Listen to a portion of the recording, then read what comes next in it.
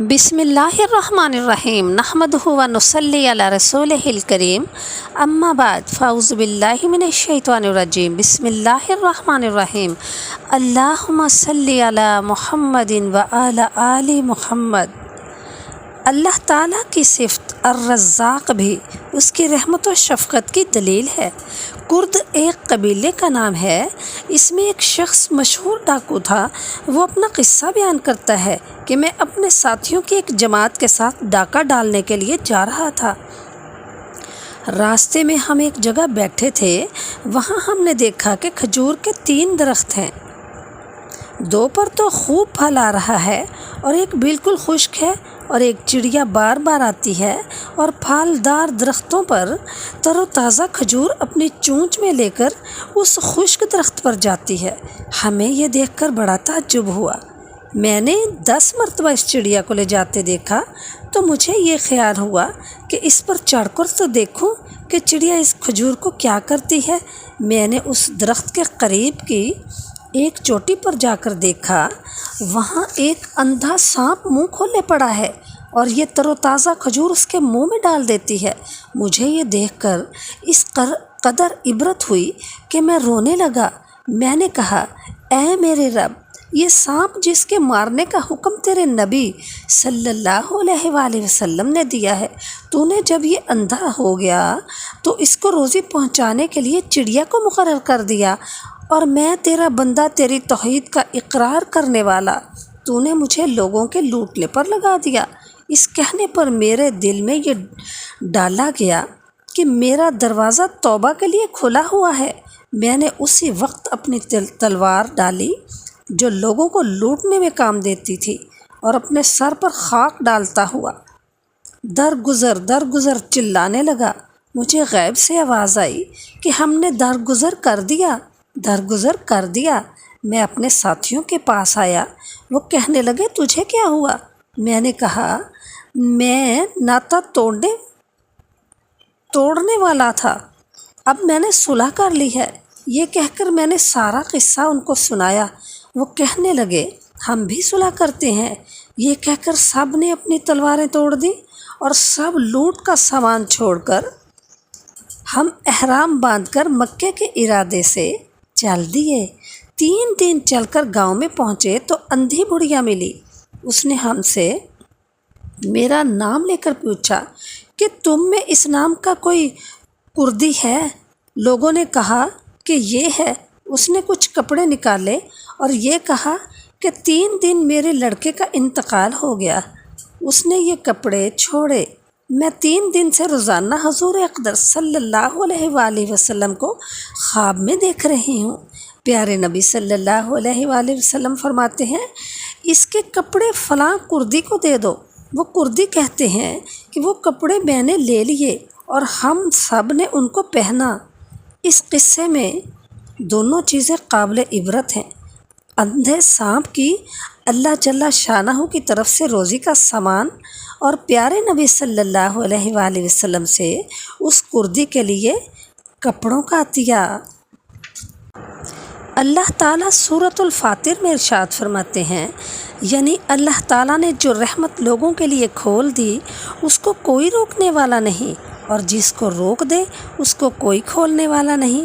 صحیح حدیث میں ہے کہ رسول اللہ صلی اللہ علیہ وآلہ وسلم اپنی دعاؤں میں اکثر یہ کہا کرتے تھے، یعنی اے اللہ، جو آپ نے دیا اس کو کوئی روکنے والا نہیں، اور جو آپ نے روک دیا اس کا کوئی دینے والا نہیں، اور کسی کوشش والے کی کوشش آپ کے مقابلے میں نفع نہیں دے سکتی۔ امام بغوی رحمۃ اللہ علیہ نے اللہ تعالیٰ نے اس آیت کے تحت حضرت عبداللہ بن عباس رضی اللہ تعالیٰ عنہ سے نقل کیا ہے کہ ایک مرتبہ رسول اللہ صلی اللہ علیہ وآلہ وسلم ایک سواری پر سوار ہوئے اور مجھے اپنے پیچھے بٹھا لیا۔ کچھ دور چلنے کے بعد میری طرف متوجہ ہو کر فرمایا کہ اے لڑکے، میں نے عرض کیا، جی یا رسول اللہ، میں حاضر ہوں، کیا حکم ہے؟ آپ صلی اللہ علیہ وآلہ وسلم نے فرمایا، تم اللہ کو یاد رکھو، اللہ تم کو یاد رکھے گا۔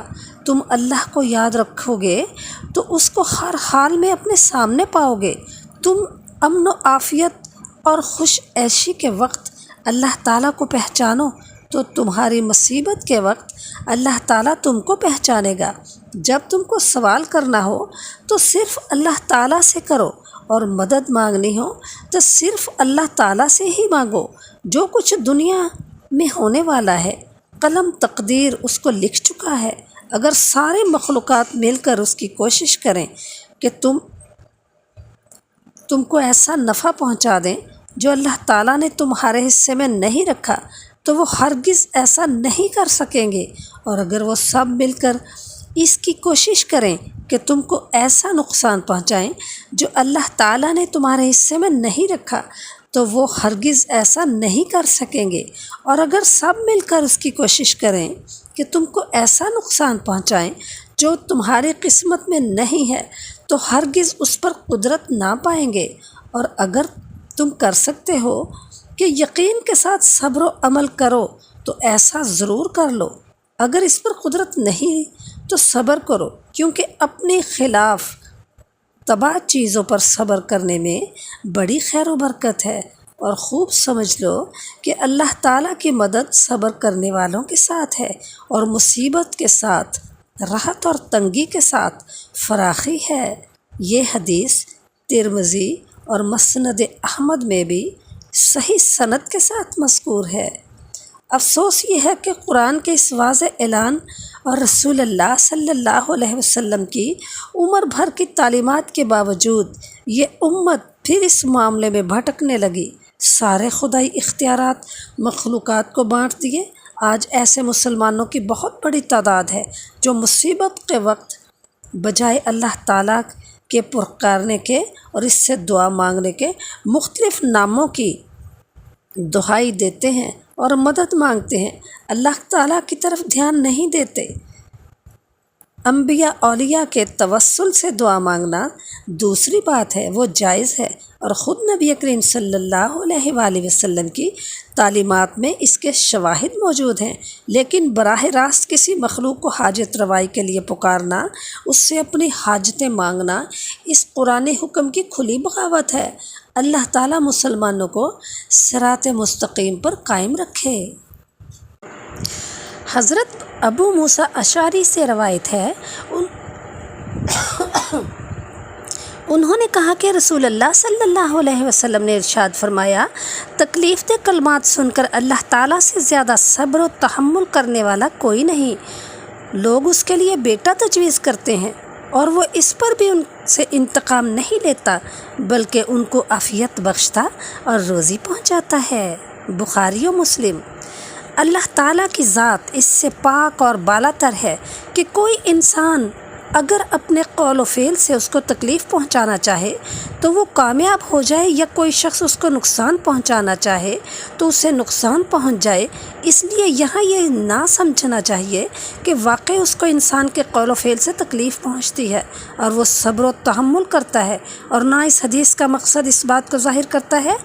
اصل منشا انسانی دل و دماغ کو جھنجھوڑنا اور عقل و شعور کو بیدار کرنا ہے کہ جب اللہ تعالیٰ اپنی بنائی ہوئی مخلوق، اسی کے پیدا کیے ہوئے انسان، اسی کے خزانہ قدرت سے مستفید ہونے والے لوگ اپنے قول و فعل سے اللہ کو ایذا پہنچانے کے سامان تیار کرتے ہیں، اس کو تکلیف دینے کا ارادہ کرتے ہیں، جیسے اس کی نافرمانی کرنا، اس کے احکام و ہدایات اور اس کے دین کا مذاق اڑانا، اور ان کی طرف ان چیزوں کو نسبت کرنا جن سے اس کی ذات بالکل پاک اور منزہ ہے۔ مثلا کسی کو اس کا بیٹا بنانا، کسی کو اس کا جوڑا اقرار دینا، تو یہ ایسی باتیں ہیں کہ جن پر اس کا غضب اگر بھڑک اٹھے تو نہ صرف ان لوگوں کا تمام نظام زندگی تہ و بالا کر کے رکھ دے، بلکہ پوری کائنات کو پل بھر میں نیست و نابود کر ڈالے۔ مگر اس کی برداشت و تحمل کو تو دیکھیں کہ وہ ہر چیز پر قدرت رکھنے کے باوجود کوئی انتقام کا کارروائی نہیں کرتا، کسی کی روٹی و روزی بند نہیں کرتا، کسی کو زندگی کے وسائل و ذرائع سے محروم نہیں کرتا۔ جس طرح اس کے نیک اور اطاعت گزار بندے اس کے فضل و کرم کے سائے میں، اسی طرح بدکار اور سرکش بندے اس کے خزانہ رحمت سے پل رہے ہیں، اس کی نعمتوں سے مستفید ہو رہے ہیں۔